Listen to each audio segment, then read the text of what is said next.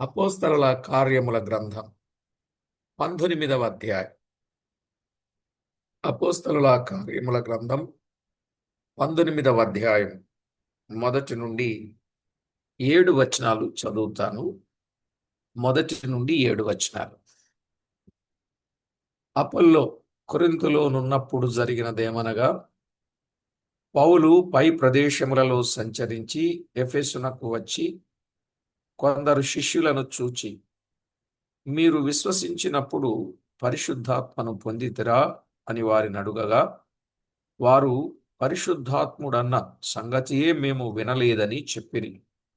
అప్పుడు అతడు, అలాగైతే మీరు దేనిని బట్టి బాప్తిస్మము పొందితిరని అడుగగా, వారు యోహాను బాప్తిస్మమును బట్టియే అని చెప్పిరి. అందుకు పౌలు, యోహాను తన వెనుక వచ్చు అని అనగా యేసునందు విశ్వాసముంచవలనని ప్రజలతో చెప్పుచు మారు మనసు విషయమైన బాప్తిస్మమిచ్చెనని చెప్పెను.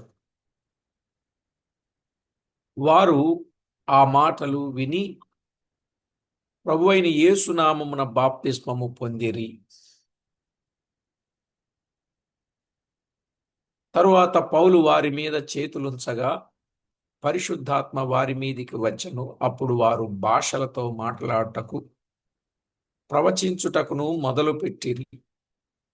వారందరూ ఇంచుమించు 12 పురుషులు. చదవబడిన దైవ లేఖనం కొరకై ప్రార్థన చేసి వాక్యాన్ని ధ్యానము చేద్దాం. ప్రార్థన చేద్దాం.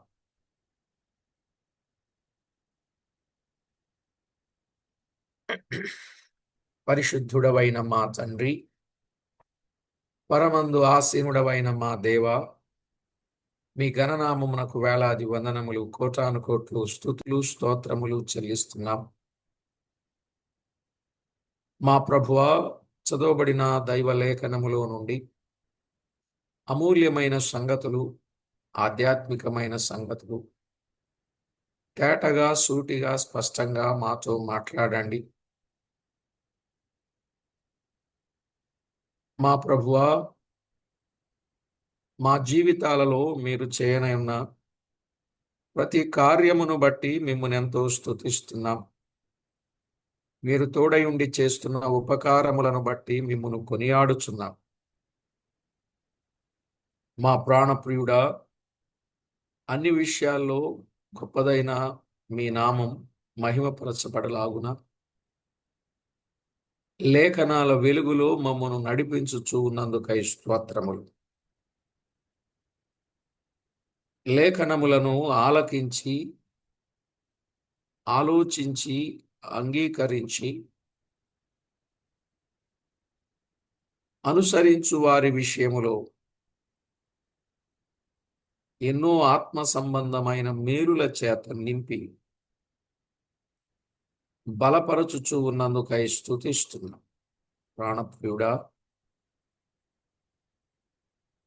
మీ వాక్యము ద్వారా దినదినము మాతో మాట్లాడుచు మా భక్తి జీవితాన్ని మీకు మహిమకరంగా పెంపారింపజేస్తున్నందుకు స్తోత్రము చెల్లించుచు, మా ప్రాణనాథుడు ప్రియుడైన మా ప్రభువైన యేసు క్రీస్తు అమూల్యమైన నామమున స్తోత్రము చెల్లించి, స్తుతించి, ప్రార్థించి మిక్కిలి వినయముగా బ్రతిమిలాడి వేడుచూ ఉన్నాం మా పరమ తండ్రి.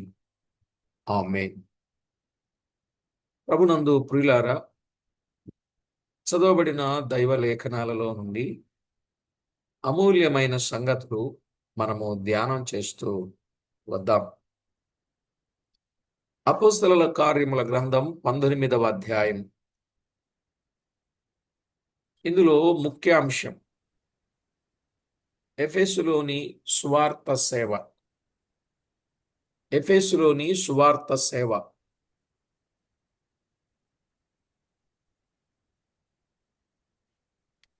ఎఫెసులోని సువార్త సేవ. ప్రియులారా, ఈ అధ్యాయములో దాదాపుగా 41 వచనాలు రాయబడ్డాయి.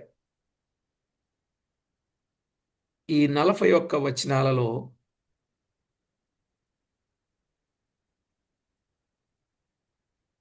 క్రీస్తు ప్రభువు ఎవరు అనంటే స్వస్థపరచువాడైన క్రీస్తు అని మనము గుర్తించవచ్చు. స్వస్థపరచువాడైన క్రీస్తు ప్రభువును మనము గుర్తించవచ్చు. ఇందులో కొన్ని భాగములు దాదాపుగా 5 భాగాలు చేసుకోవచ్చు. ఈ 5 భాగాలలో 1 నుండి 7 వచనాలు 12 మంది శిష్యులు. 1 నుండి 7 వచనాలు 12 మంది శిష్యులు. 8 నుండి 17 వచనాలు 8 నుండి 17 వచనాలు ఎఫెసులో చేసిన సువార్త సేవ. ఎఫెసులో చేసిన సువార్త సేవ. ఇక 18 నుండి 20 వచనాలు 18 నుండి 20 వచనాలు ఎఫెసులో కలిగిన గొప్ప మార్పు. ఎఫెసులో కలిగిన గొప్ప మార్పు. ఇక 21, 22 వచనాలు పౌలు యొక్క ఉద్దేశం. 21, 22 వచనాలు పౌలు యొక్క ఉద్దేశం. 23 నుండి 41 వచనం. 23 నుండి 41 వచనం ఎఫెసులో కలిగిన అల్లరి, ఆ అల్లరిని సద్దణచుట. ఎఫెసులో కలిగిన అల్లరి, ఆ అల్లరిని సద్దణచుట. ఇలాగున 5 భాగములుగా చేయడం జరిగింది. 1 నుండి 7 వచనాలు 12 మంది శిష్యులు. 8 నుండి 17 వచనాలు ఎఫెసులో చేసిన సువార్త సేవ. 18 నుండి 20 వచనాలు ఎఫెసులో కలిగిన గొప్ప మార్పు. 21 నుండి 22 వచనాలు పౌలు యొక్క ఉద్దేశం. 23 నుండి 41 వచనం ఎఫెసులో కలిగిన అల్లరి, ఆ అల్లరిని సద్దణచుట. ఇందులో మనము ధ్యానం చేయాల్సిన విషయాలు 1 నుండి 7 వచనాలు 12 మంది శిష్యులు.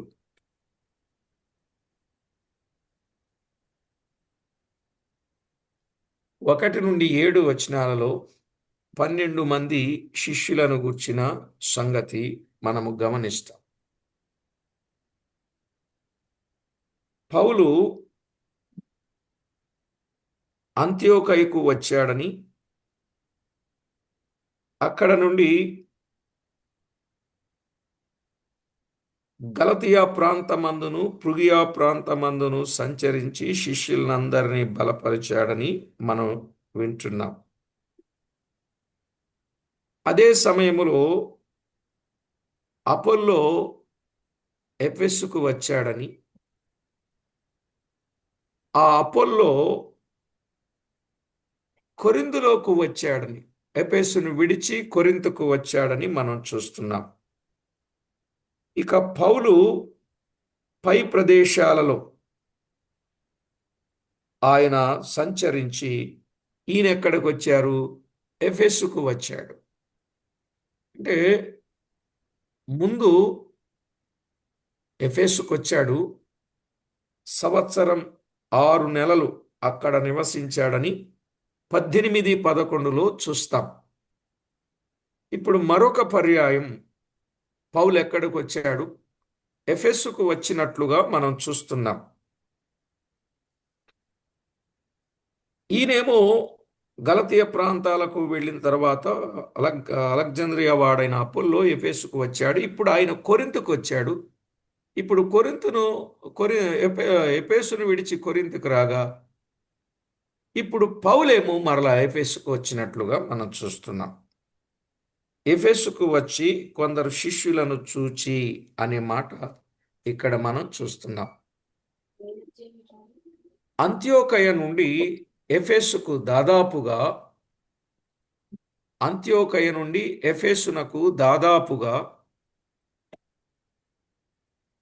810 మైళ్ళు 810 మైళ్ళండి.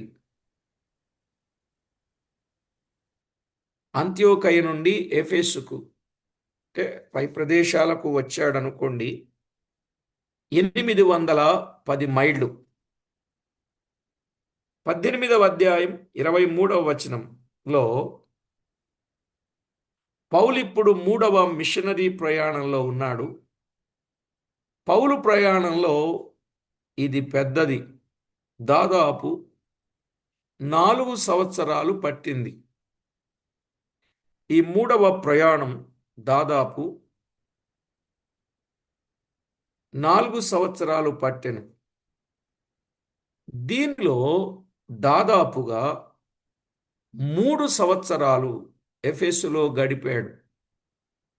4 సంవత్సరాల ఈ సువార్త ప్రయాణంలో దాదాపు 3 సంవత్సరాలు ఎఫెసులో గడిపాడు.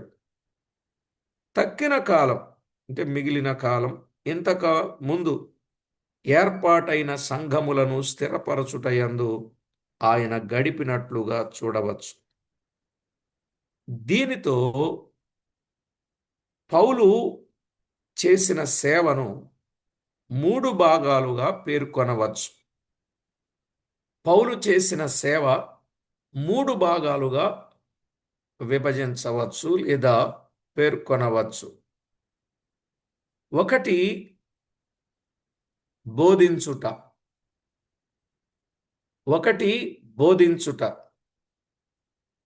2 పత్రికలు వ్రాయుట. 1 బోధించుట, 2 పత్రికలు వ్రాయుట.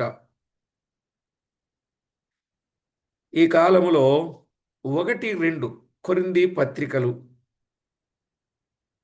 కొరింథీలకు రాసిన 2 పత్రికలు, అలాగే గలతీ పత్రిక, అలాగే రోమా పత్రికలు ఈ కాలంలోనే వ్రాశాడు. కొరింథీలకు రాసిన 2 పత్రికలు, గలతీ పత్రిక, రోమా పత్రిక ఈ కాలంలోనే వ్రాశాడు. ఇక 3వ సంగతి, యెరూషలేములోని పేదల కొరకు చందా పోగు చేయుట. యెరూషలేములోని పేదల కొరకు చందా పోగు చేసినట్లు చూడగలం. ఈ 3 రకాల పరిచర్య, 1 బోధించుట, 2 పత్రికలు వ్రాయుట, 3 చందా పోగు చేయుట. రోమీలకు రాసిన పత్రిక 15వ అధ్యాయం 25 నుండి 28 వచనాలు. రోమా పత్రిక 15వ అధ్యాయం 25 నుండి 28 వచనాలు. అలాగునని కొరింథీలకు రాసిన మొదటి పత్రిక 16వ అధ్యాయం 1 నుండి 9 వచనాలు. కొరింథీలకు రాసిన మొదటి పత్రిక 16వ అధ్యాయం 1 నుండి 9 వచనాలు. ఎఫెసునందు తన సేవ ఏ పరిస్థితులలో ఉండెనో వివరించినట్లు చూడగలం. కార్యానుకూలమైన మంచి సమయము నాకు ప్రాప్తించెను అన్నాడు. కార్యానుకూలమైన మంచి సమయం నాకు ప్రాప్తించెను. నన్ను ఎదిరించువారు అనేకులున్నారు అన్నాడు. కనుక పెంతెకొస్తు వరకు ఎఫెసులో నిలిచియుందును. పెంతెకొస్తు వరకు ఎఫెసులో నిలిచియుందును. పౌలును ఎదిరించిన కొందరు శత్రువులను గూర్చి మనము ఈ అధ్యాయంలో చూడగలం.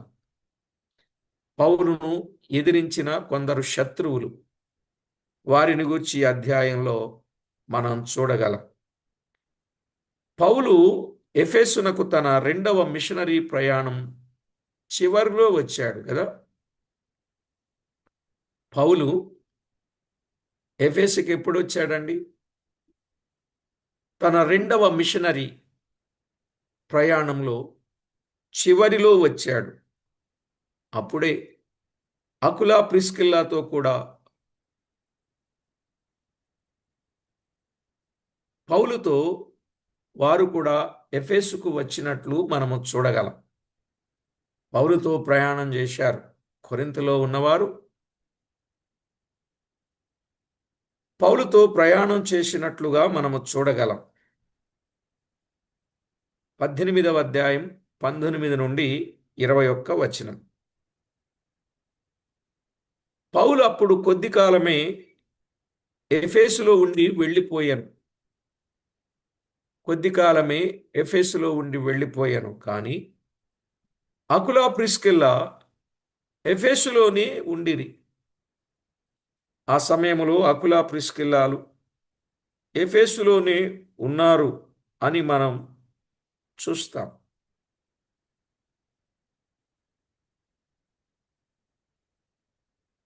అప్పుడు అపోల్లో ఎఫెసుకు వచ్చెను అని అకులా ప్రిస్కిల్లా దేవుని మార్గమును పూర్తిగా అపోల్లోకు విశదపరచిరి అని 18వ అధ్యాయం 18 నుండి 21 వచనములోను 24 నుండి 26 వచనాలలో చూడవచ్చు. అంటే అపోల్లో కూడా ఇక్కడ కొంతకాలం పనిచేశాడు. ఇప్పుడు అపోల్లో కొరింథీకి వెళ్ళాడు అని మనం చదువుతున్నాం. అపోల్లో కొరింథులో ఉన్నప్పుడు పౌలు పై ప్రదేశములు సంచరించి ఎఫెసుకు వచ్చాడని అక్కడ కొందరు శిష్యులను చూచి, మీరు విశ్వసించినప్పుడు పరిశుద్ధాత్మను పొందితిరా అని అడిగాడు. మీరు విశ్వసించినప్పుడు పరిశుద్ధాత్మను పొందితిరా అని అడిగాడు. ఇందులో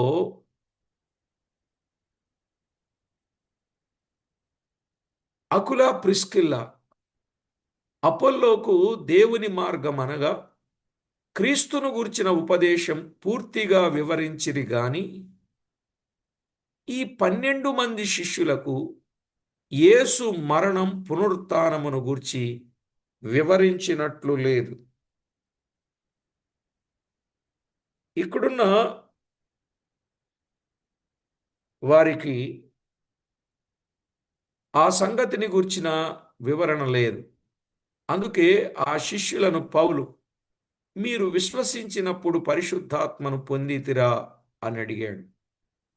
పౌలు ఎందుకు అడిగాడు అనగా, విశ్వసించినప్పుడే పరిశుద్ధాత్మను పొందవలెను. ఎప్పుడు పొందాలి? విశ్వసించినప్పుడే పరిశుద్ధాత్మను పొందాలి. యోహాను సువార్త 7వ అధ్యాయం 39వ వచనం. యోహాను సువార్త 7వ అధ్యాయం 39వ వచనములో చెప్పబడినట్లు,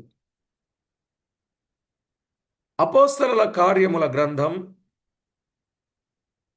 10వ అధ్యాయం 43, 44 వచనాల ప్రకారం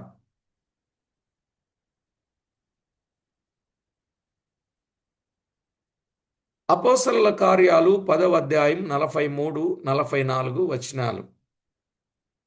అలాగే గలతీలకు రాసిన పత్రిక 3వ అధ్యాయం 13వ వచనం ప్రకారం, అలాగే ఎఫెసీ పత్రిక 1వ అధ్యాయం 13 వచనం ప్రకారం పౌలు ఎఫెసు విశ్వాసులను విచారించాడు కదా. ఇక్కడ మీకు ఒక సంగతిని జ్ఞాపకం చేస్తా.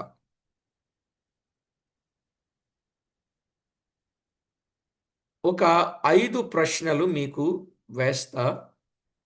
మీలో చక్కని సమాధానం చెప్పగలిగితే చాలా సహాయం.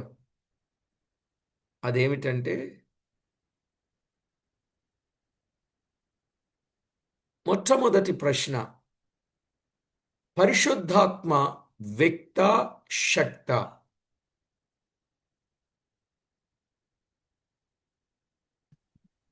శక్తి కలిగిన వ్యక్తి. శక్తి కలిగిన వ్యక్తి. పరిశుద్ధాత్మ వ్యక్త, శక్త. ఒక్కటే, వ్యక్త, శక్త. శక్తి శక్తి శక్తి బ్రదర్. వ్యక్తి సార్. వ్యక్తి సార్.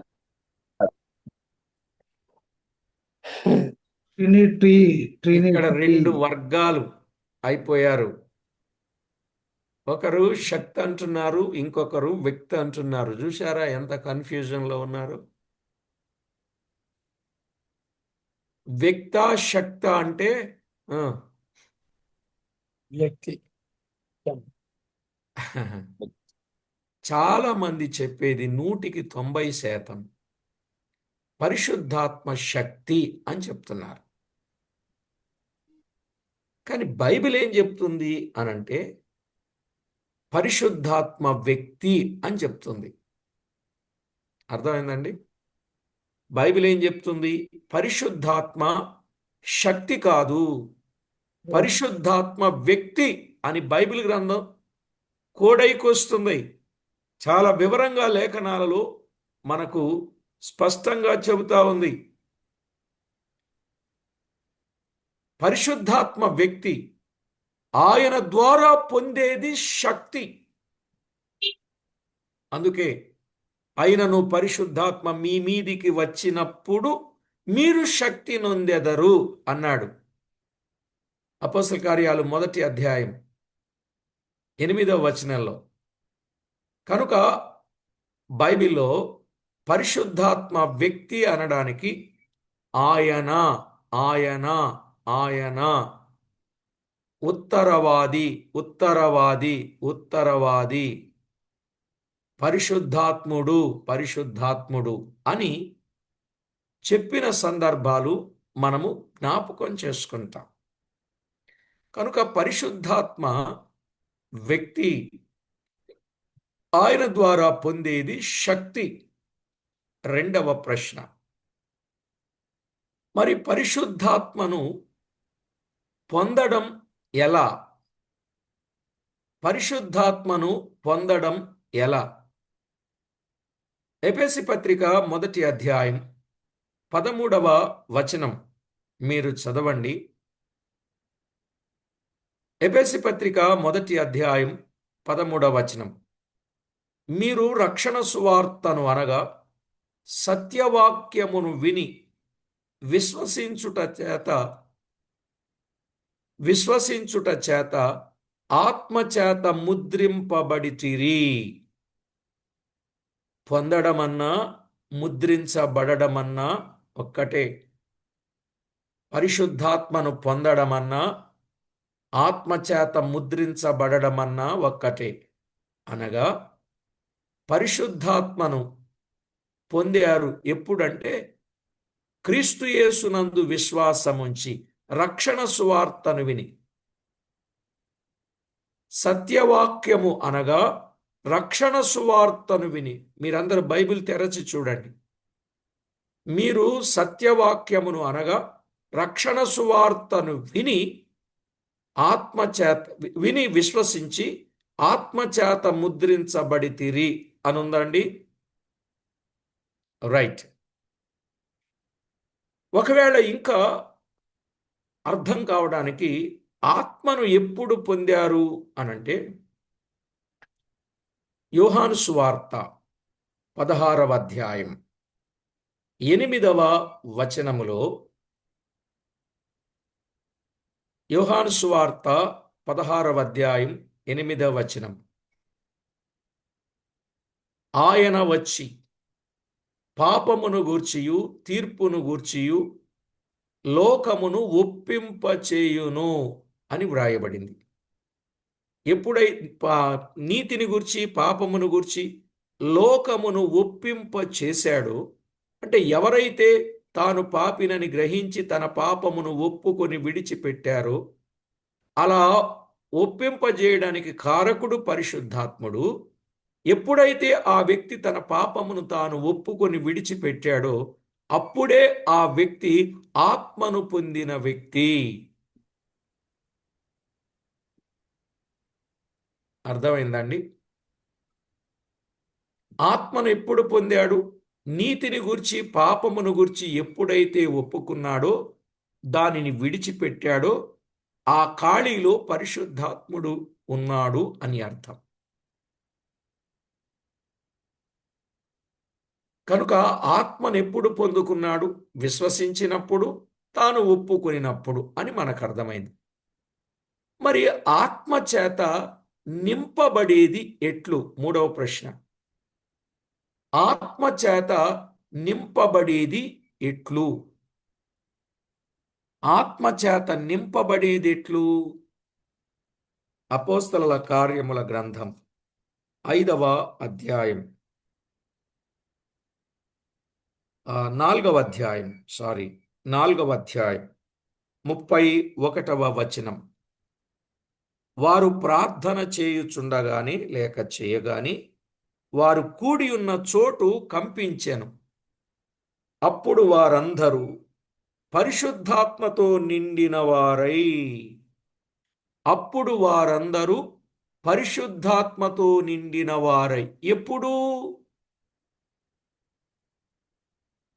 ఎప్పుడు? ప్రార్థన చేసినప్పుడు. ఆత్మను పొందడం, ఆత్మచేత నింపబడడం. ప్రార్థన చేస్తూ ఉన్నప్పుడు ఆత్మచేత వారు నింపబడినట్లు చూడగలం. అర్థమైందండి? ఆత్మచేత నింపబడింది ఎప్పుడు? ప్రార్థన చేస్తూ ఉన్నప్పుడు. మరి 4వ ప్రశ్న. ఆత్మచేత నింపబడిన వారేం చేస్తారు? ఆత్మతో నిండిన వారేం చేస్తారు? ఇక్కడే చెప్పాడు 31లో. ఆత్మచేత పరిశుద్ధాత్మతో నిండిన వారై దేవుని వాక్యమును ధైర్యముగా బోధించిరి అని వ్రాయబడింది. దేవుని వాక్యం ధైర్యముగా బోధించిరి. చూశారా? దేవుని వాక్యాన్ని ధైర్యముగా బోధించిరి అని మనము చూస్తున్నాం. ప్రియులారా, దైవ గ్రంథములో వ్రాయబడిన మాట. దేవుని వాక్యాన్ని ధైర్యంగా, అదే 33లో చెప్పాడు. ఇదియుగాక అపోస్తలులు బహుబలముగా ప్రభు అయిన యేసు పునరుత్థానమును గూర్చి సాక్ష్యమిచ్చారు. బహుబలముగా పునరుత్థానమును గూర్చి సాక్ష్యమిచ్చిరి. ధైర్యంగా బోధించారు. ఆత్మచేత, 2 అంతల ఆత్మ, 4 అంతల ఆత్మ, 5 అంతల ఆత్మ, 7 అంతల ఆత్మ, సమృద్ధి అయిన ఆత్మ చేత వారు నింపబడ్డారు. వారు నింపబడి ధైర్యముగా దేవుని వాక్యాన్ని బోధించిరి అని మనం చూస్తాం. ప్రియులారా, అర్థమవుతుంది కదా? 4 విషయాలు విన్నాం. పరిశుద్ధాత్మ ఎవరు? వ్యక్తా, శక్త? వ్యక్తి. ఆయనను పొందడం ఎలాగూ? విశ్వసించుట ద్వారా, ఒప్పుకొనుట ద్వారా. నీతిని గురించి, పాపమును గురించి ఒప్పుకొనుట ద్వారా. పొందడం ఎలాగూ? అర్థమైంది. ఆత్మచేత నింపబడ్డం ఎలాగూ? ప్రార్థన చేయటం ద్వారా. నింపబడిన వారు ఏం చేశారు? దేవుని వాక్యమును ధైర్యముగా బోధించారు. ప్రియులారా, 5వ ప్రశ్న. మీకు 5 అన్నాను కదా? 5వ ప్రశ్న. పరిశుద్ధాత్ముడు ఎల్లప్పుడూ ఉండడానికి వచ్చాడా, లేక మాటి మాటికి వచ్చి వెళ్తాడా? ఎల్లప్పుడూ ఉండడానికే వచ్చాడు. దేవుని వాక్యంలో వ్రాయబడిన మాట. యోహాను రాసిన సువార్త 14వ అధ్యాయం 16వ వచనం. 14వ అధ్యాయం 16వ వచనం. నేను తండ్రిని వేడుకొందును, మీ యొద్ద ఎల్లప్పుడూ నుండుటకై ఆయన వేరొక ఆదరణకర్తను అనగా సత్యస్వరూపియగు ఆత్మను మీకు అనుగ్రహించును. మీ యొద్ద ఎల్లప్పుడూ ఉండుటకై అన్నాడా అండి? ఎల్లప్పుడూ ఉండుటకై, ఎల్లప్పుడూ ఉండుటకై. జాగ్రత్తగా మీరు గమనించండి. మీ యొద్ద ఎల్లప్పుడూ ఉండుటకై అన్నాడు. ఇక్కడ ఒక విషయాన్ని పూర్తిగా మీరు అర్థం చేసుకోండి. ఎల్లప్పుడూ ఉండటానికే పరిశుద్ధాత్మను పంపాడు. మరి పరిశుద్ధాత్ముడు మన మధ్య ఉండగా, మనతో ఉండగా, పరిశుద్ధాత్మ దిగిరా అని పాటలు పాడుతున్నారా లేదా? పరిశుద్ధాత్మ దిగిరా దిగిరా దిగిరా, మా మీదికి దిగిరా, అగ్ని వలె దిగిరా, నాలుకల వలె దిగిరా, పావురం వలె దిగిరా అని పాడుతున్నారా లేదా? కేకలేస్తున్నారా లేదా? ప్రార్థనలు చేస్తున్నారా లేదా? మీరు చెప్పాలి. అసలు పరిశుద్ధాత్మను గురించిన అవగాహన వారికి ఏమైనా ఉన్నదా అండి? పరిశుద్ధాత్ముడు ఎల్లప్పుడూ ఉండడానికి మన మధ్యకు వస్తే మళ్ళా దిగిరా అంటున్నారే. మళ్ళా దిగిరా దిగిరా దిగిరా దిగిరా అనొచ్చా? అంటే వీళ్ళు దిగమంటే దిగుతాడు, వీళ్ళు దిగొద్దంటే దిగడనమాట. మళ్ళా ఇక్కడ ఏం మాట్లాడుతున్నారో తెలుసా? పరిశుద్ధాత్మ దిగింది దిగింది దిగింది అంటున్నారు. పరిశుద్ధాత్మ వచ్చింది వచ్చింది, దిగిందన్నా వచ్చిందన్నా ఒకటే. దిగింది దిగింది వచ్చింది వచ్చింది అంటున్నారు. అసలు దిగింది వచ్చింది అనే పదం ఎవరికి ఉపయోగించే పదం? స్త్రీలకు. మరి ఇప్పుడు వాళ్ళు ఏం చేస్తున్నారు? పరిశుద్ధాత్ముడు ఆయన అన్నప్పుడు పురుషుడు, పుంలింగం. పుంలింగం. మరి ఇప్పుడు స్త్రీలింగమా? వచ్చింది దిగింది అనే మాటలు వాడొచ్చా? ఎంత తప్పు!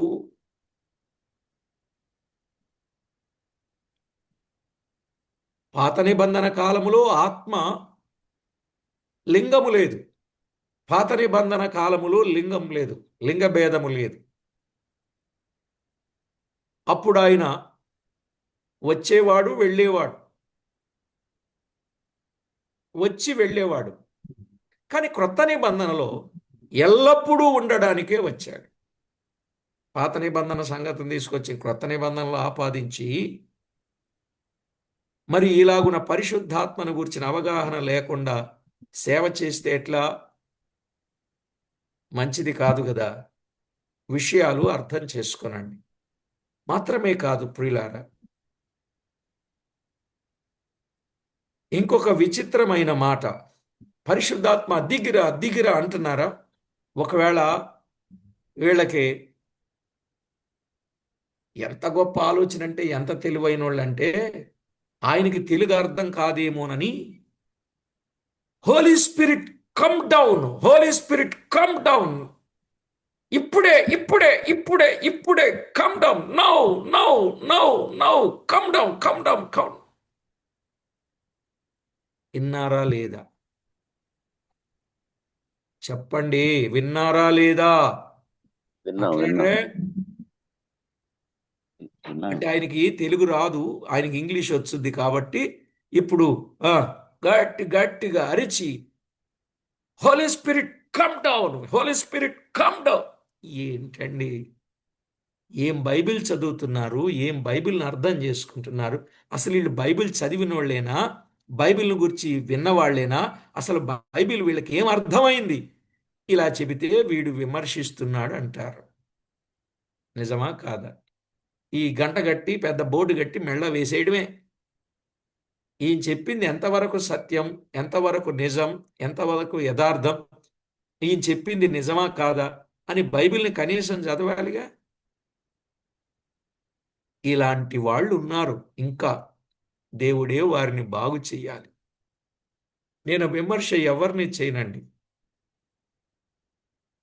విమర్శిస్తే దేవునికి వ్యతిరేకంగా పనిచేసే సాతానునే వివరిస్తే ప్రభువును గూర్చే.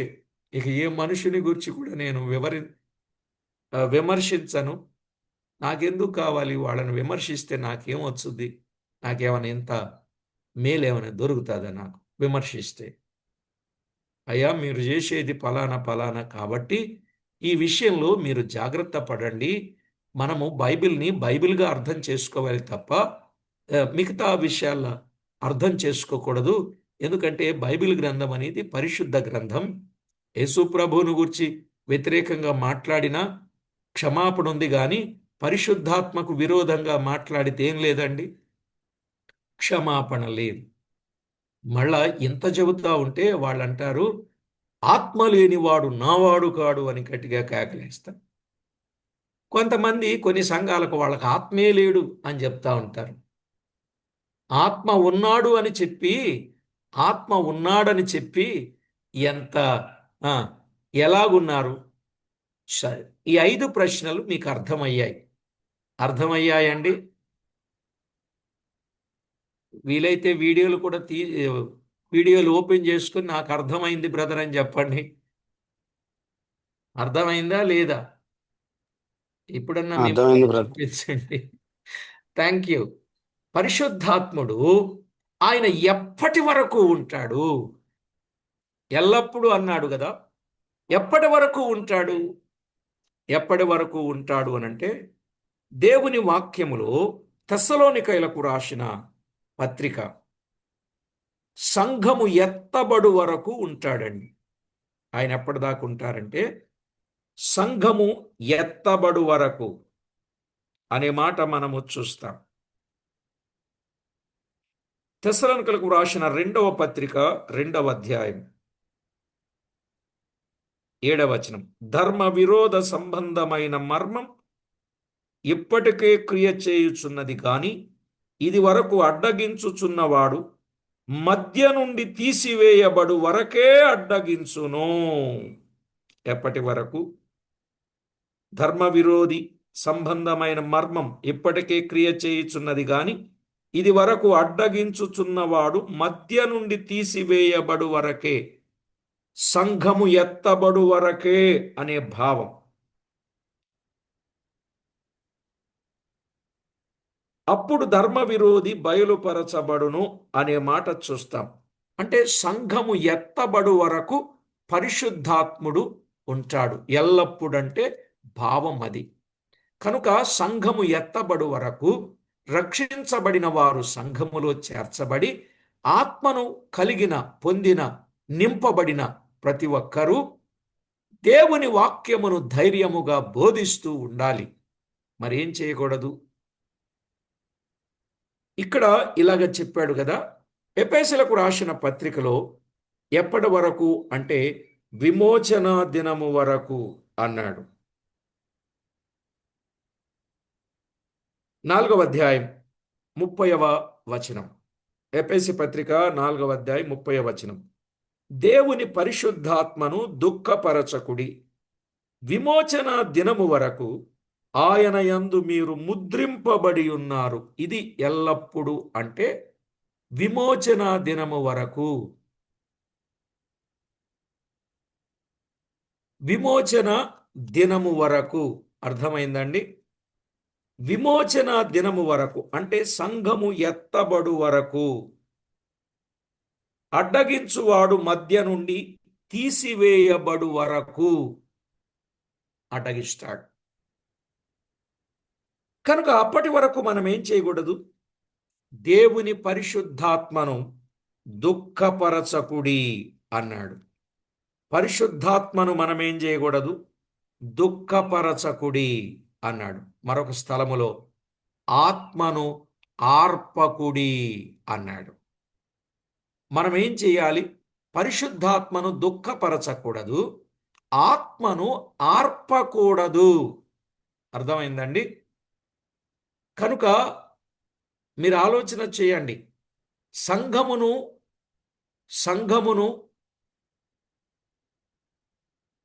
కట్టుటకు సంకల్పం ఎవరిది? తండ్రి అయిన దేవునిది.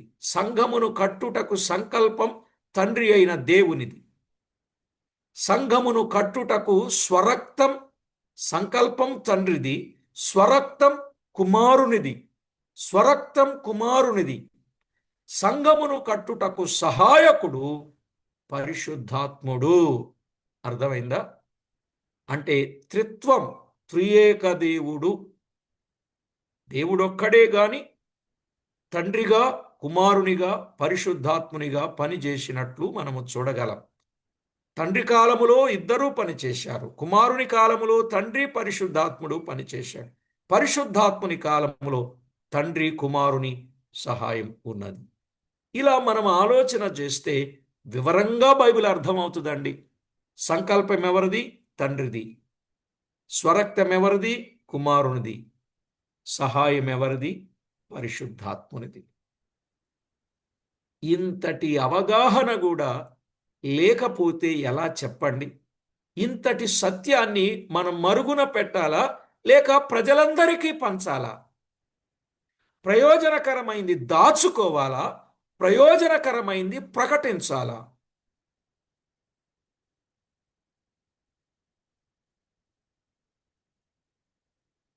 ప్రకటించాలి. ప్రకటించాలంటే మీరందరూ ఏమవ్వాలి?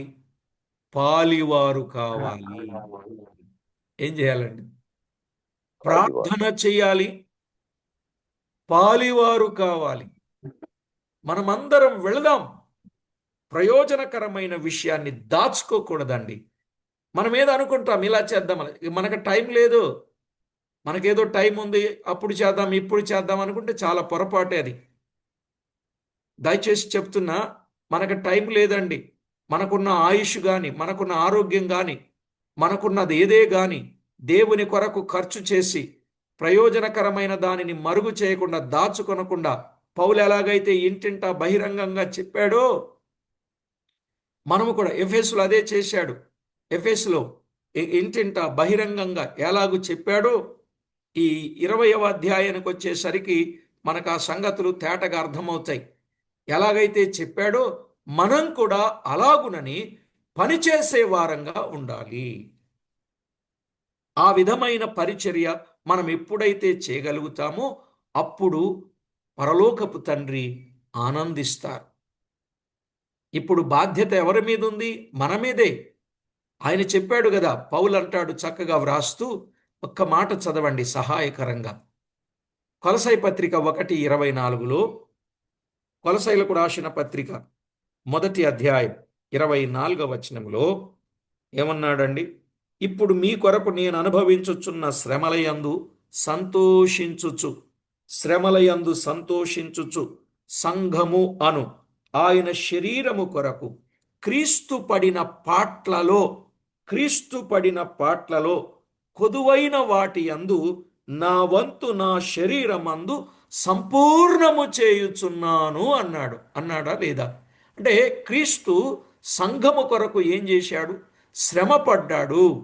సంఘమును ప్రేమించాడు, సంఘమును పోషించాడు, సంఘము కొరకు ఎంతో శ్రమ పడ్డాడు. చాలా వచనాలు ఉన్నాయి సంఘశాస్త్రం, ఎక్లేషియాలజీలో, నేను బైబిల్ కాలేజీలో చాలా విషయాలు చెప్తాను ఇక్కడ. కాబట్టి దేవుని వాక్యములో ఆయన శ్రమ పడ్డాడు, ప్రభువు శ్రమ పడ్డాడు, వెళ్ళిపోయాడు. ఇప్పుడు ఏమన్నాడు పౌలు? క్రీస్తు పడిన పాట్లలో కొదువైన వాటి యందు నా వంతు నా శరీరమందు సంపూర్ణము చేయుచును. అంటే ఆయన వెళ్ళిపోగా ఇంకా కొన్ని మిగిలిపోయాయి.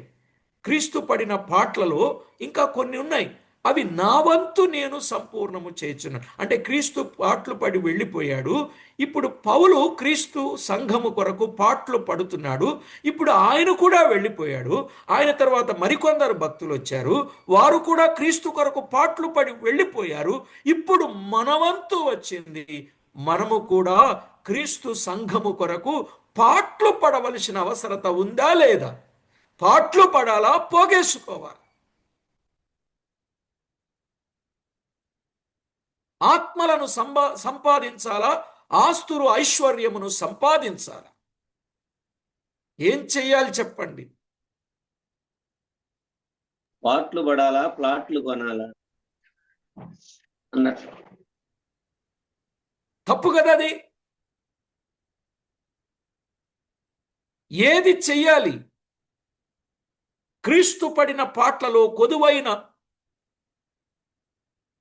వాటిని నా వంతు కొదువైన వాటి యందు నా వంతు నా శరీరమందు సంపూర్ణము చేస్తూ, నా శరీరమందు అంటే ఈ శరీరాన్ని సజీవ యాగముగా ప్రభువు కొరకు సమర్పించుకొని పని చేయాల్సిన బాధ్యత మన మీద ఉందండి. ఎన్నో రోజులుగా దేవుని వాక్యాన్ని వింటున్నాం, వాక్యాన్ని చెబుతున్నాం. ఎంతవరకు దేని కొరకు చెబుతున్నామంటే మన కొరకే మనం చెబుతున్నాం, మన బాగు కొరకే మనము చెబుతున్నాం, మన రాజ్యాలు మనము కట్టుకోవడానికే మనము చెబుతున్నాం. నా క్రీస్తు శరీరం సంఘం, ఆ సంఘమునకొచ్చే ప్రతి వ్యక్తి సంపూర్ణునిగా చేయాలి, క్రీస్తు ఎదుట నిలువ పెట్టాలి. ఏం చెప్తారు దేవునికి లెక్క? ఇదే కొలసై పత్రికలో చెప్పాడు. నా వంతు నేను ఎందుకు సంపూర్ణము చేయుచున్నానన్నాడంటే 28వ వచనంలో చెప్పాడు. చూడండి, 28వ వచనం, ప్రతి మనుషుని క్రీస్తునందు సంపూర్ణునిగా చేసి ఆయన ఎదుట నిలువబెట్టవలనని. ప్రతి మనుషుని క్రీస్తునందు సంపూర్ణునిగా చేసి, ప్రతి మనుషుడంటే మన మందిరాలకు వచ్చే వాళ్ళు ఉన్నారే, వాళ్ళందరూ సంపూర్ణులుగా. ఏమండి, తక్కువ మందిని సంపూర్ణులుగా చేయొచ్చా? ఎక్కువ మందిని సంపూర్ణులుగా చేయగలమా?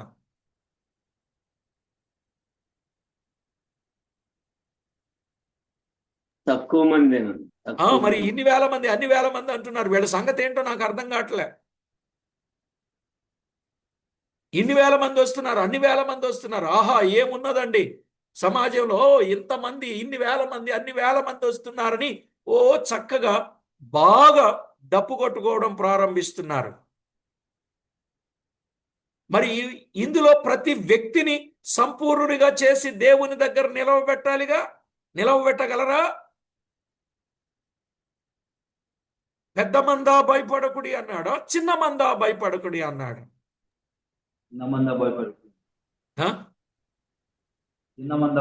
మంద ఎంత చిన్నదిగా ఉంటే,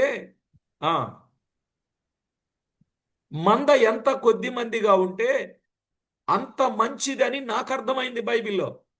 ఒకవేళ మంద విస్తరిస్తుందంటే దూర ప్రాంతం నుంచే వచ్చే వారికి అక్కడ ఒక బ్రాంచ్ ఏర్పాటు చేసి, అక్కడ మళ్ళీ పెద్దలను ఏర్పాటు చేసి, అక్కడ ఒక సంఘాన్ని ఏర్పాటు చేసి, పెద్దలను ఏర్పాటు చేసి అక్కడ మరలా సేవ జరగాలి. కానీ ఎక్కడోళ్ళందరూ ఎక్కడికే రండి, ప్రతి సంఘములో ఉన్న వాళ్ళందరూ మా సంఘానికే రండి అంటారు. ఏంటండి వీళ్ళు?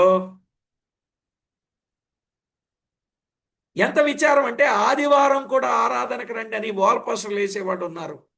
ఆదివారం కూడా ఆరాధనకు రండి అని వాల్పోస్టర్లు వేస్తాడండి. ఇక సంఘాల్లో జనం వద్దు, వీళ్ళ సంఘాల్లోనే గొప్ప తెప్పలుగా జనం ఉండాలన్నమాట. ఈ వచ్చే వాళ్ళందరినీ రేపు సంపూర్ణులుగా చేసి ఆయన ఎదుట నిలువబెట్టగలరా? నిలువబెట్టగలరా? క్రీస్తు యేసునందు సంపూర్ణునిగా చేసి ఆయన ఎదుట నిలువబెట్టాలి. అందుకని సమస్త విధములై 28వ వచనం చదవండి.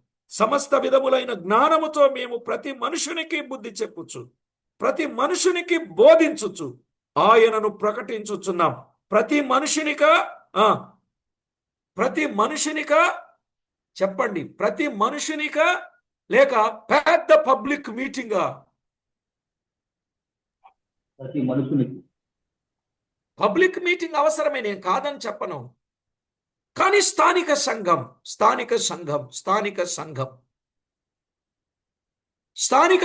స్వయం పాలితం, స్వయం పోషితం, స్వయం ప్రతిపత్తి కలిగిన స్థానిక సంఘములో ఉన్న ప్రతి వ్యక్తి. ఇప్పుడు ఒక సామెత ఉంది, మంది ఎక్కువైతే మజ్జిగ పలచన. చెప్పండి, చేత కదా మీకు? వచ్చుగా? మజ్జిగ పలుచన అదుగో, మంది ఎక్కువైతే మజ్జిగ పలచనవుద్దండి. ఇంత జనం అని చెప్తున్నారు, ఎక్కడ న్యాయం చేయగలుగుతారండి? ఎంత ఘోరం అంటే అంత ఘోరం. బ్రదర్, అసలు బైబిల్ ఏం చదువుతున్నారో మీకు అర్థమైందో లేదో నాకు అర్థం కాదు. నాకు అర్థమైన విషయాన్ని చెప్తున్నా. ప్రతి మనుషునికి 5 పనులు చేయాలి: బుద్ధి చెప్పాలి, బోధించాలి, ప్రకటించాలి, పోరాడాలి, ప్రయాసపడాలి వారి విషయంలో. అక్కడే చెప్పాడు 28-29లో.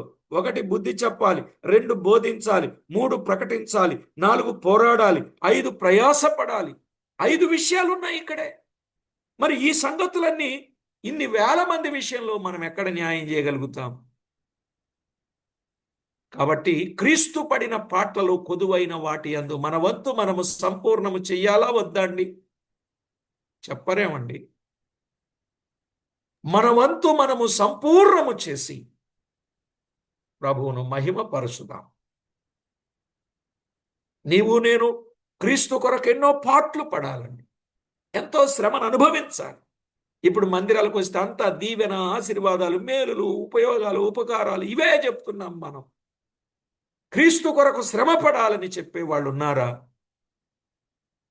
ఇంకెందుకులేండి. ఈయన ఎంత లోపల పెట్టుకుని ఆయాసం, ఆవేశం ఇలాగ వెళ్ళగక్కాడు అని అనుకోకండి సుమా. ఇది ఆయాసం, ఆవేశం కాదండి. దేవుడు నా హృదయంలో పెట్టిన భారం. హృదయంలో భారం పెట్టాడు, దినదినము మండుచుంది. ఎలా చెప్పాలి, ఎవరికి చెప్పాలి, ఎక్కడ చెప్పాలని ఎంతో తీవ్రత కలిగి ఉన్నానండి. మీరు కూడా పరిచర్యలో పాలివారు కండి. ప్రభునామాన్ని మహిమపరుచుదాం. మనమందరం ప్రయోజనకరమైంది దాచుకోవద్దు. ప్రార్థన చేసుకుందాం. సమయం ఎక్కువైంది. ప్రార్థన చేసుకుందాం. పరిశుద్ధుడవైన మా తండ్రి, పరమందు ఆసీనుడవైన మా దేవ, ఈరోజు ఎన్నో విషయాలు మాతో తేటగా, సూటిగా, స్పష్టంగా మాట్లాడినందుకై కృతజ్ఞతలు చెల్లిస్తున్నాం. విన్న సంగతులు మా ప్రియులందరి హృదయాలలో ఫలభరితంగా చేయండి.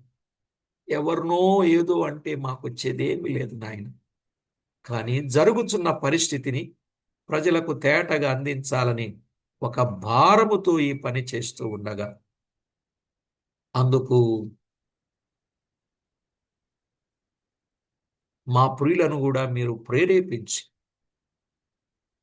మేమందరం ప్రయోజనకరమైంది దాచుకునకు, మీకెంతో మహిమకరంగా జీవించడానికి మమ్మను సిద్ధపరచమని కోరుచు. మా ప్రభువు, మా రక్షకు, మమ్మను ప్రేమించి, పోషించి, పాలించి నడిపించుచున్న ప్రభువా, మేమున్నంతకాలం మీ కొరకే మేము పని చేయవలసిన వారమని ప్రతివారు గుర్తెరిగి మీకెంతో మహిమకరంగా జీవించడానికి మా ప్రియుల హృదయాలలో గొప్ప భారాన్ని పెట్టమని కోరుచు. మా ప్రభువైన యేసు క్రీస్తు అమూల్యమైన నామమున స్తోత్రము చెల్లించి, స్తుతించి, ప్రార్థించి వినులమై వేడుచూ ఉన్నాం మా పరమ తండ్రి. ఆమేన్.